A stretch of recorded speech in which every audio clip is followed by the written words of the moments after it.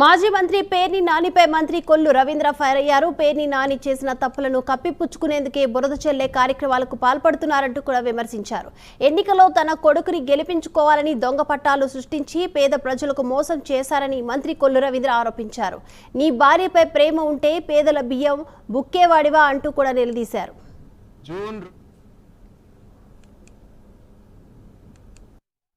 నువ్వు ఎన్నికల్లో నీ కొడుకుని గెలిపించుకోవాలని చెప్పి దొంగ పట్టాలు సృష్టించి అవన్నీ కూడా బయటకు వచ్చి దాని మీద విచారణ జరుగుతా ఉంటే ఇవాళ గజ గజ గజ గజ ఉనికిపోతా ఉన్నాడు. పారిపోయారు, తండ్రి కొడుకులు ఇద్దరు ఇల్లు వదిలిపెట్టి పారిపోయారు. ఆ రోజున మీరు చెప్తా ఉన్నారు సునీల్ అతను ఎలక్షన్ ముందు కూడా ఉన్నాడని చెప్తా ఉన్నారు. జూన్ 2023 అతను ట్రాన్స్ఫర్ అయ్యాడు బాపులపాడు మండలానికి. 2024 మార్చి 14న మీరు ఈ పట్టాలు సృష్టించారు, సంతకాలు పెట్టించారు. అది వాస్తవం కాదా?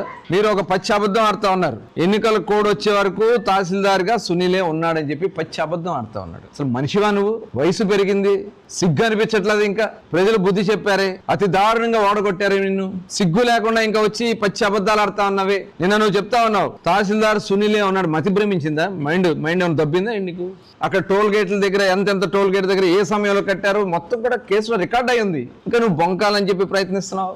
నీ భార్య మీద ప్రేమ ఉన్నాడు అయితే నువ్వు అలాంటి తప్పుడు పనులు చేయవే.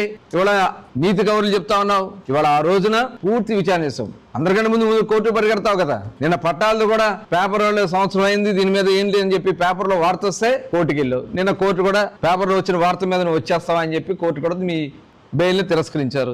ఇంకా నీకు సిగ్గు రాకపోతే అసలు మనిషి జన్మెత్తితే కదా నిన్ను ఒక బఫూన్లా చూస్తా ఉన్నారు ఆంధ్ర రాష్ట్రంలో. నువ్వు గుర్తుపెట్టుకో. ఇక ప్రెస్ మీట్ పెట్టేసి నేనేదో మాట్లాడేశాను లేకపోతే సోషల్ మీడియాలో వదిలేశాను అనుకుంటున్నావు. నువ్వు ఒక బఫూన్. ఇంకా బఫూన్ అయినా కొద్దిగా నవ్వుతారు నిన్ను చూస్తే వ్యవహించుకుంటున్నారు. చిచి ఇలాంటి కూడా అని చెప్పి 80 లక్షలకి 1,70,00,000 ఫైన్తో వేశారు. ఆ ఫైన్ కూడా కలిపి నేను 1 కోటి రూపాయలు కట్టేశానని చెప్పి నువ్వు మాట్లాడుతున్నావు అంటే తప్పు చేసిందని నువ్వు ఒప్పుకున్నావు. బియ్యం కొట్టేశానని ఒప్పుకున్నావు. ఇంకా బొంకే కార్యక్రమాలు చేస్తా ఉన్నావు. ఒక దొంగవి నువ్వు అసలు రాజకీయాలకే పనికిరావు. ఖచ్చితంగా ఇలాంటి వ్యక్తుల మీద అనర్హత వేయాలి. ఆ కుటుంబాన్ని అనర్హత వేయాలి. రాజకీయాల్లో పోటీ చేయడానికి అర్హులు కాకుండా చేయాల్సినటువంటి అవసరం ఉంది. ప్రభుత్వ సొమ్ముని కొట్టేస్తే ఇంకా వచ్చి నువ్వు ప్రెస్ మీట్ల ముందు మాట్లాడుతున్నావు అంటే ఖచ్చితంగా దీని మీద చాలా సీరియస్గా వెళ్తాం.